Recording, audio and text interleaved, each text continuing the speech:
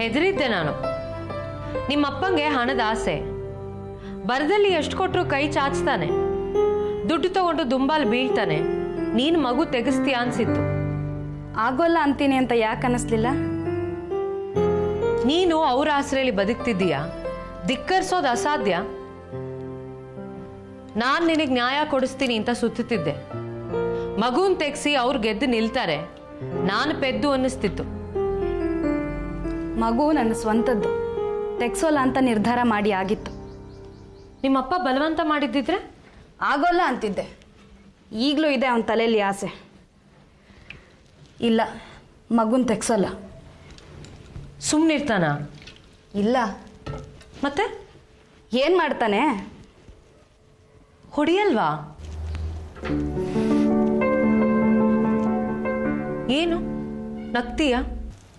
ನೀವು ಹೇಳಿದ ಕಲ್ಪಿಸ್ಕೊಂಡೆ, ನಗು ಬಂತು. ಕೆಟ್ಟ ಸಾರಾಯಿ 50 ವರ್ಷ ಕುಡ್ದಿದ್ದಾನೆ. ಬೀಡಿ 6ನೇ ವಯಸ್ಸಿನಿಂದಾನೇ ಸೇರ್ತಿದ್ದಾನೆ. ಊಟ ತಿಂಡಿ ಹೊಟ್ಟೆ ತುಂಬ ತಿನ್ನೋದು ತಿಂಗಳಿಗೋ 2 ತಿಂಗಳಿಗೋ. ಅವನ ದೇಹವೇ ಅವನಿಗೆ ಭಾರ. ತಟ್ಟಾಡ್ತಾನೆ, ಹೊಡೆಯೋಲ್ಲ. ಹೊಡಿಬೇಕು ಅಂತ ಮನಸ್ಸು ಬಂದರೂ ಸಣ್ಣ ಭಯ ಕಾಡುತ್ತೆ. ತಿರುಗಿಸಿ ನಾನು ಕೈ ಎತ್ತಿದ್ರೆ 2 ಏಟ್ಗೂ ತಡ್ಕೊಳ್ಳಲ್ಲ.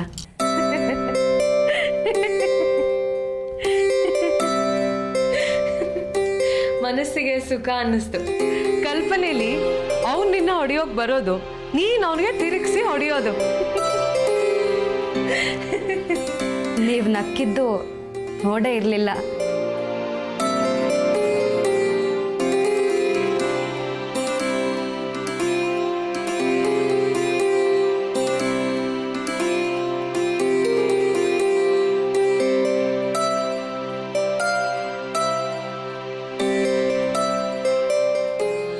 ಸನ್ನಿವೇಶನೇ ಇರಲಿಲ್ಲ ನೋಡು. ನಗೋಕೆ ಸನ್ನಿವೇಶ ಅಲ್ಲ ಮುಖ್ಯ, ಮನಸ್ಥಿತಿ.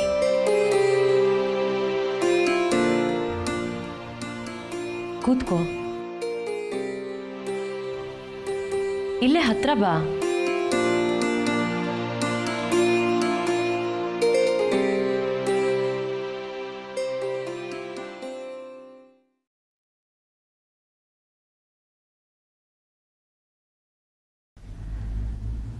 ನಿನ್ನ ನೋಡಿದ್ರೆ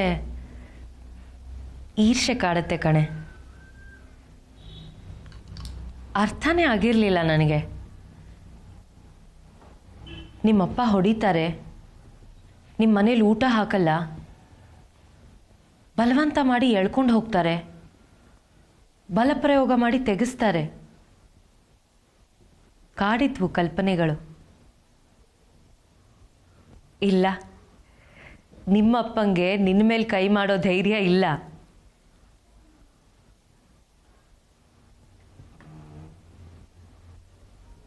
ಇಲ್ಲಿ ಈ ಮನೇಲಿ ಆಗ್ಬೋದು ಅದು.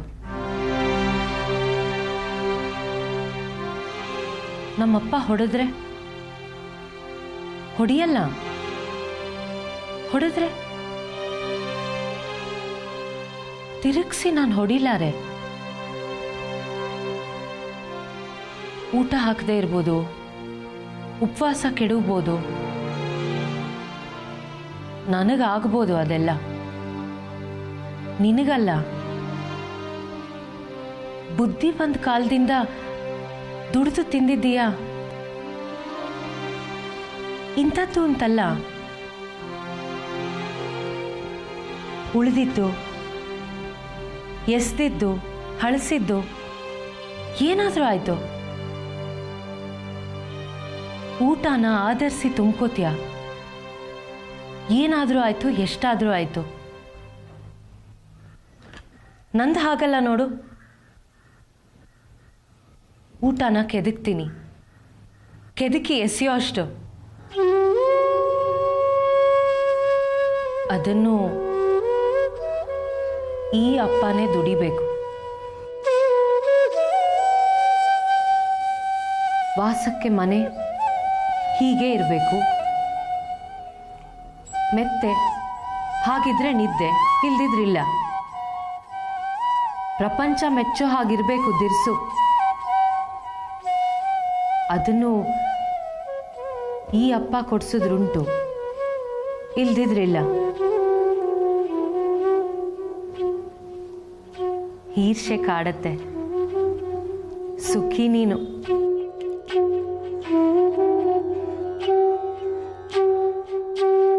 ಹೇಳು, ಮುಂದೇನು ಮಾಡ್ತೀಯಾ? ಪ್ರಸ್ತಾಪಗಳು 100 ಬರಬಹುದು. ಹಣದ್ದು, ಆಸ್ತಿದು, ಮದುವೆದು. ಮಗು ಉಳಿಯೋದಾದರೆ ಮಾತ್ರ ಮುಂದಿನ ಮಾತು. ವಿಶ್ವಾಸ ಮದುವೆ ಆಗ್ತೀನಿ ಅಂದರೆ? ಸುನಂದಮ್ಮ ಕರೆಸಿದ್ರು.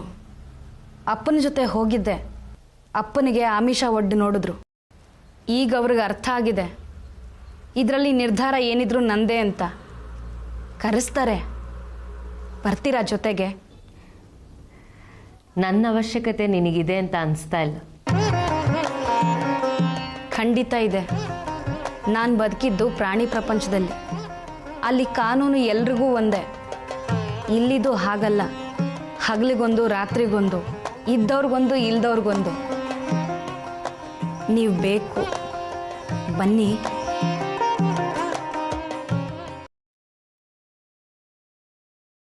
ಕೇಸು ನಾನು ಅನ್ಕೊಂಡಿದ್ದಕ್ಕಿಂತ ದೊಡ್ಡದಿದೆ.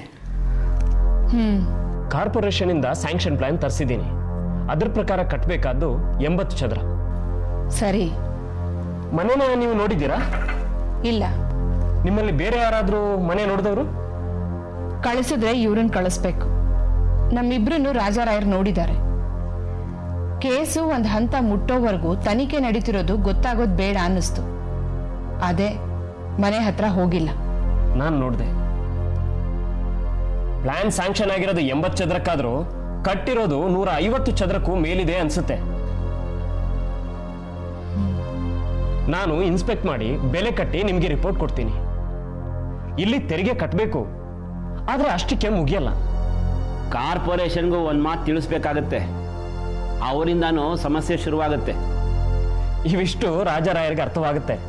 ಹಾಗಾಗಿ ನಾನು ಇನ್ಸ್ಪೆಕ್ಷನ್ಗೆ ಹೋಗ್ತೀನಿ ಅನ್ನೋ ವಿಷಯ ಅವ್ರ ಕಿವಿಗೆ ಬಿದ್ದರೆ ಅದಾಗದ ಹಾಗೆ ಮಾಡೋಕೆ ಅವ್ರು ಎಲ್ಲ ಪ್ರಯತ್ನ ಮಾಡ್ತಾರೆ. ನೇರವಾಗಿ ನನ್ನ ಸಂಪರ್ಕಿಸಿ ಪ್ರಯೋಜನ ಇಲ್ಲ ಅನ್ನೋದು ಅವ್ರಿಗೆ ಗೊತ್ತಿರುತ್ತೆ. ನಿಮ್ಮ ಮೇಲೆ ಒತ್ತಡ ಬರಬಹುದು.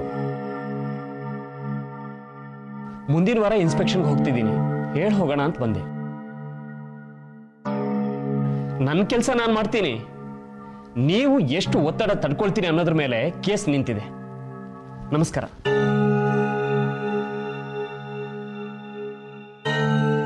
ಇವ್ರ ಬಗ್ಗೆ ಗೊತ್ತಾ ನಿಮ್ಗೆ? ಮನುಷ್ಯ ಪ್ರಾಮಾಣಿಕ ಅಂತ ಕೇಳಿದ್ದೀನಿ. ಅದಲ್ಲ. ಮತ್ತೆ ಮದುವೆ ಆಗಿದೆಯಂತೆ, ಆದರೆ ಹೆಂಡತಿ ಜೊತೆಲಿಲ್ವಂತೆ. ಅಪ್ಪ ಅಮ್ಮ ನೆಂಟ್ರಿಷ್ಟ್ರು ಯಾರನ್ನೂ ಜೊತೆಲಿ ಸೇರಿಸಲ್ವಂತೆ.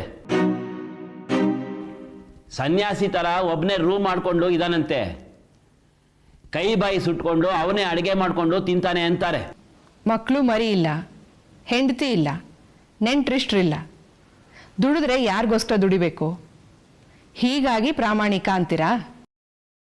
ಅದೆಲ್ಲ ಇದ್ರೆ ಅಪ್ರಾಮಾಣಿಕರಾಗೋದಕ್ಕೆ ಹಕ್ಕು ಬರುತ್ತೆ ಅಂತನಾ?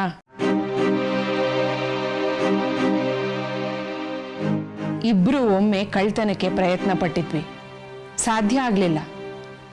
ಒಂದೇ ಒಂದು ಸಾರ್ತಿ ವೈಯಕ್ತಿಕ ಸಮಸ್ಯೆಗಳನ್ನ ಬದಿಗಿಟ್ಟು ಕರ್ತವ್ಯ ನಿರ್ವಹಿಸ್ಬಿಡೋದಾ? ಕರ್ತವ್ಯ ನಿರ್ವಹಣೆ ದೊಡ್ಡ ಮಾತು ಅನ್ನಿಸ್ಬಹುದು. ಅಧಿಕಾರ ತೋರಿಸೋ ಚಪಲ ಅಂತಲೇ ಕರೀರಿ. ಒಮ್ಮೆ ತೋರಿಸೋ ಆಸೆ. ಸಹಕರಿಸ್ತೀರಾ?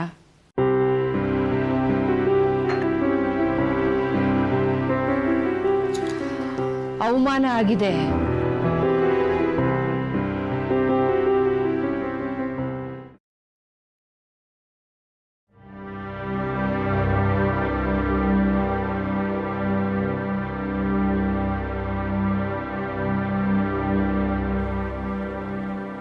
ಮಗು ಬೇಕು ಅಂತ ಹಠ ಹಿಡಿದ್ರೆ ಅದೇನು ವಸ್ತುನಾ? ವಸ್ತು ಅಲ್ಲ, ಅದಕ್ಕೆ ತೆಗೆದು ಎಸೆಯೋಕ್ಕಾಗ್ತಿಲ್ಲ. ಆಯಿತು, ತೆಗೆಸ್ಬೇಡ. ಏನಾಗಬೇಕು ಅದು ಹೇಳು. ನಾನೇನು ಹೇಳಲಿ? ನನಗೂ ಹೊಸದು ಈ ಪರಿಸ್ಥಿತಿ. ಕಾದ್ರೆ ಅಪಾಯ. ಯಾರಿಗಪಾಯ? ನನಗಲ್ಲ, ಮಗುಗಲ್ಲ. ಅಷ್ಟು ಸಾಕು ನನಗೆ. ಹೇಳೋಳಿಗೆ ಎಷ್ಟೋ ಜನ ಮದುವೆ ಆದವ್ರೆ ಮಗು ಆಗದ ಹಾಗೆ ನೋಡ್ಕೋತಾರೆ. ಪಾಪ ಅಲ್ಲ. ಮೈ ಮರೆತು ತಪ್ಪಾದ್ರೆ ವೈದ್ಯರ ಸಲಹೆ ಪಡೆದು ಉತ್ತರ ಹುಡುಕದವ್ರಿಲ್ವಾ? ತೋರಿಸ್ಕೋತಾರೆ. ಮಗುಗೆ ಊನ ಇದ್ರೆ ಅದು ಕಾಲವೂ ಅನುಭವಿಸ್ಬೇಕು. ಕೊಲ್ಲೋಕೆ ಕಾನೂನೇ ಒಪ್ಪಬಹುದು. ಮಗು ಬೇಗ, ಈಗ ಬೇಡ ಅಂದವ್ರಿಲ್ವಾ? ಪಾಪ ಅಲ್ಲ. ಹೇಳೋಳಿಗೆ. ಅವಳಿಗೆ ಅರ್ಥ ಆಗತ್ತೆ. ನಾನು ಹೇಳೋ ಅಂಥದ್ದು ಏನೂ ಇಲ್ಲ, ನೀವು ಹೇಳಿ. ನೋಡು, ಕದ್ದು ಬಸರಾಗಿರೋದು. ಹೆತ್ತ ಮೇಲೂ ಅದ್ಯಾವುದೋ ಮನೆ ಜಗ್ಲಿ ಮೇಲೋ ದೇವಸ್ಥಾನದಲ್ಲೋ ಬಿಟ್ಟು ಹೋಗ್ಬೇಕಾ? ಆರೋಗ್ಯವಾಗೇ ಹುಟ್ಟುತ್ತೆ ಅಂತ ಏನು ಗ್ಯಾರಂಟಿ? ಕುರುಡೋ ಕುಂಟೋ ಆದರೆ? ವಿಶ್ವಾಸ ನಿನ್ನ ಸೆರಗಿ ಹಿಡಿದು ಓಡ್ ಬರೋದಾದ್ರೆ ಆ ಪ್ರಶ್ನೆ ಬೇರೆ. ಅವನು ಬರೋಲ್ಲ. ಅಲ್ಲಿಗೆ ಅವನಿಗಿಷ್ಟವಿಲ್ಲದ ಮದುವೆ ನಾನು ಮಾಡಲ್ಲ. ಮಗು ಹೆತ್ತು ಸುದ್ದಿ ಆದ್ರೆ ನಿನಗೆ ಮತ್ತೆ ಮದುವೆ ಆಗಲ್ಲ.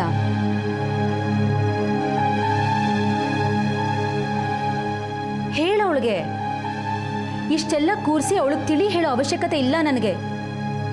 ಹಣ ಇದೆ, ಜನರು ಬಲ ಇದೆ, ಕಾನೂನ್ನ ನಾನು ಮ್ಯಾನೇಜ್ ಮಾಡಬಲ್ಲೆ.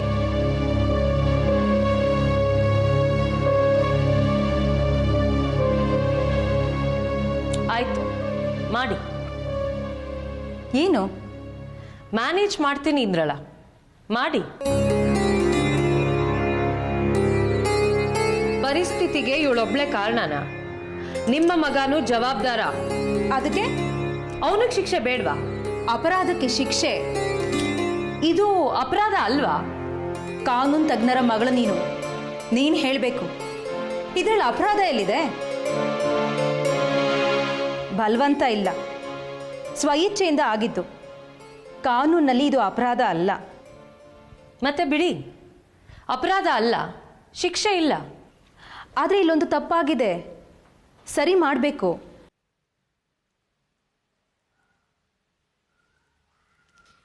ಒಂದು ಮಗು ಹೊತ್ತು ಹೆತ್ತೋರು ತಪ್ಪು ಅಂತಿರಲ್ಲ.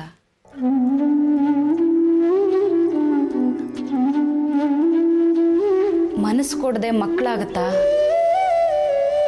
ಮನಸ್ಸು ಕೊಟ್ಟಿದ್ದೀನಿ, ಮೈ ಮರ್ತಿದ್ದೀನಿ. ಎಲ್ಲ ಸ್ವಾಭಾವಿಕ, ಪ್ರಕೃತಿದತ್ತ. ತಪ್ಪಿಲ್ಲ, ಇಲ್ಲವೇ ಇಲ್ಲ. ವಯಸ್ಸು ಹುಡುಗ, ಹುಡುಕಿದ್ದು ತಪ್ಪಿಲ್ಲ. ಮನಸ್ಸೋತೆ, ಮೈ ಮರ್ತೆ, ತಪ್ಪಿಲ್ಲ. ಮಗು ಆಗತ್ತೆ, ತಪ್ಪಿಲ್ಲ. ಅದಕ್ಕೆ ನನ್ನ ಮಗನ ಆಸ್ತಿ ಮೇಲೆ ಹಕ್ಕಿರುತ್ತೆ, ಅಲ್ಲಿ ತಪ್ಪಾಗತ್ತೆ. ಅದಕ್ಕೆ ಅವಳು ಹೊಣೆನಾ? ಅವಂದೇ ಮಗು, ತಿನ್ಲಿ ಬಿಡಿ.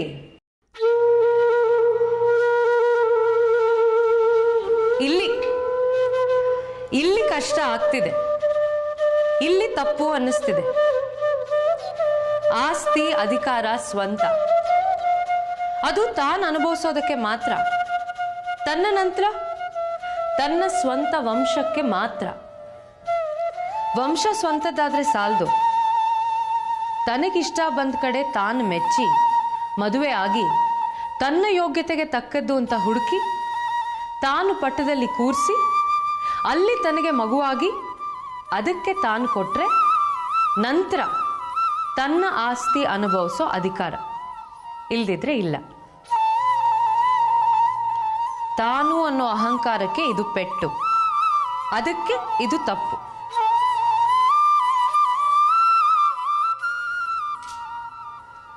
ಹೋಗೋಣ ನಡಿ. ಅಷ್ಟು ಅಹಂಕಾರ ಇದ್ದ ಮೇಲೆ ಸಾಕೋಬೇಕಿತ್ತು.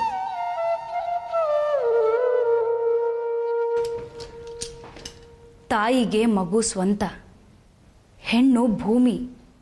ಅದಕ್ಕೆ ಜೀವ ಕೊಡೋ ಸಂಭ್ರಮ, ಬೆಳೆಸೋ ಸಂಭ್ರಮ ಅಷ್ಟೇ. ವಂಶದ ಪರಿವೇ ಇಲ್ಲ, ಇರಬಾರ್ದು. ಈ ಮಗು ಉಳಿಯುತ್ತೆ. ನಡಿ ನೀನು, ಅವ್ರಿಗೆ ಅರ್ಥ ಆಗಲ್ಲ. ಅಮೃತ, ಅನ್ನ ಹುಟ್ಟೋ ಹಸನ ಭೂಮಿ, ಅಲ್ಲಿ ತಂಬಾಕು ಬೆಳೀರಿ. ಫಲ ಕೊಡೋ ಗಿಡ ಮರ ಕಡಿದು ಉರುವಲಾಕ್ಸಿ, ವಿಷ ಬಿತ್ತಿ ವಿಷ ಬೆಳೆದು ವಿಷ ಹಂಚಿ ಸುತ್ತ ವಸ್ತುಗಳು, ಕೊಪ್ಪರಿಗೆ ಹಣ, ಹೊರಲಾರದಷ್ಟು ಒಡವೆ, ಬಳಸೋಕಾಗದೇ ಇರೋಷ್ಟು ಬಟ್ಟೆ ಬರೆ, ಆಕ್ರಮಿಸಲಾಗದಷ್ಟು ಸೌದ, ಗುಡ್ಡೆ ಹಾಕೊಳ್ಳಿ.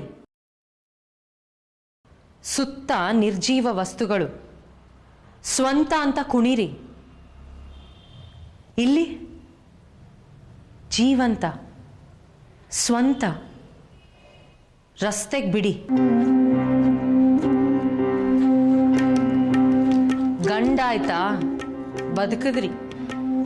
ಇವಳು ಪಕ್ಕ ಕೂತು ನಿಮ್ಮದೇ ಸಂಸ್ಥೆ ಬೀಡಿ ಸುತ್ತುತ್ತೆ, ನಿಮಗೆ ಇನ್ನಷ್ಟು ಲಾಭ. ಹೆಣ್ಣಾಯ್ತಾ ಬೋರ್ಡ್ ಹಾಕ್ಸಿ, ದಯವಿಟ್ಟು ನಮ್ಮ ಮನೆ ಮಕ್ಕಳು ಈ ಗಲ್ಲಿಗಳಲ್ಲಿ ಅಲಿಬೇಡಿ. ಅರ್ಥ ಆಯ್ತಾ?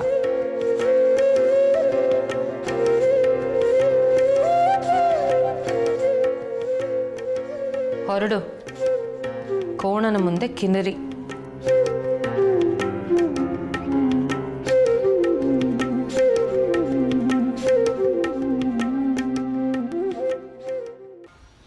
ಯಾರು? ಇಲ್ವಾ ಸುನಂದಮ್ಮ? ನೀವ್ಯಾರು? ನೋಡ್ಬೇಕಿತ್ತು. ಏನು ಕೆಲಸ? ನಾನು ಗೋವಿಂದರಾಯ. ಈ ಬೀಡಿ ಸಂಸ್ಥೆ ಶುರು ಮಾಡಿದನು ನಾನು. ಏನು ಬೇಕು ಅದೇ ಹೇಳ್ರಿ. ಇಲ್ಲಿ 30 ವರ್ಷ ಕೆಲಸ ಮಾಡಿದವರು, ಈಗಿಲ್ಲ. ಹೋಗಿ ಹೇಳ್ತೀರಾ ದಯವಿಟ್ಟು? ಬಂದಿದ್ದಾರೆ ನೋಡ್ಬೇಕಂತೆ ಅಂತ.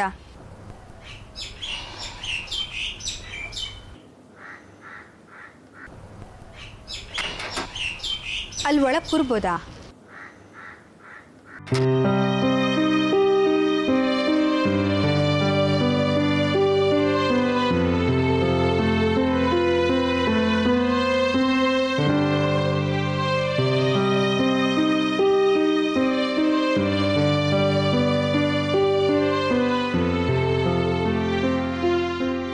ಧಿಮಾಕು ಈ ಹೆಂಗಸ್ಗೆ. ರಸ್ತೆಯಲ್ಲಿ ಕಾಯಿಸ್ತಾಳೆ. ಸ್ವಲ್ಪ ಮರ್ಯಾಗ ಕೂತ್ಕೋ. 10 ಜನ ಓಡಾಡೋದಾರಿ, ನೋಡ್ದವ್ರು ಏನನ್ಕೋತಾರೆ. ಮದುವೆಗೆ ಮೊದಲು ಈ ಹೆಂಗಸ ಮನೆಯಲ್ಲಿ ಕಡುಬಡತನ. ಒಂದು ಹೊತ್ತಿಗಿದ್ರೆ ಇನ್ನೊಂದು ಹೊತ್ತಿಗಿಲ್ಲ. ಚಾಮರಾಯರಿಗೆ ಮನಸ್ಸೇ ಇರಲಿಲ್ಲ. ನಾನು ವೆಂಕಟೇಶ ದುಂಬಾಲ್ ಬಿದ್ವಿ. ಹುಡುಗಿ ನೋಡಿದ್ದು ನಾವು, ವ್ಯವಸ್ಥೆ ಮಾಡಿದ್ದು ನಾವು, ಮುಂದೆ ನಿಂತು ಮದುವೆ ಅಂತ ನಡೆಸಿದ್ದು ನಾವು.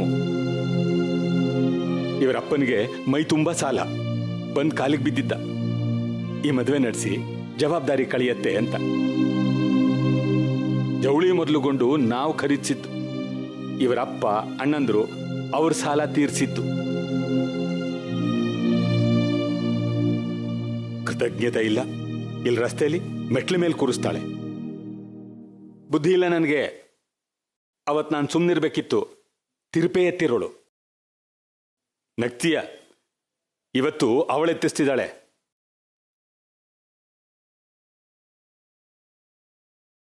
ನಡಿ, ಕೆಲಸ ಇಲ್ದಿದ್ರೆ ಅಷ್ಟೇ ಹೋಯ್ತು. ಹೇಳಿ ಕಳಿಸಿದ್ದಾಗಿದೆ. ನಾವು ಬಂದಿದ್ದೀವಿ ಅಂತ ಗೊತ್ತು. ಅದಕ್ಕೆ ಮುನ್ಸ್ಕೊಂಡು ಹೋದ್ರೆ ಮತ್ತೆ ಕರಿಯಲ್ಲ. ಬೇಡ. ಅಹಂಕಾರ ಇಲ್ಲ, ಆತ್ಮಗೌರವ. ಅವಳದ್ದು ಅಹಂಕಾರ. ಎರಡೂ ಅಹಂಕಾರವೇ.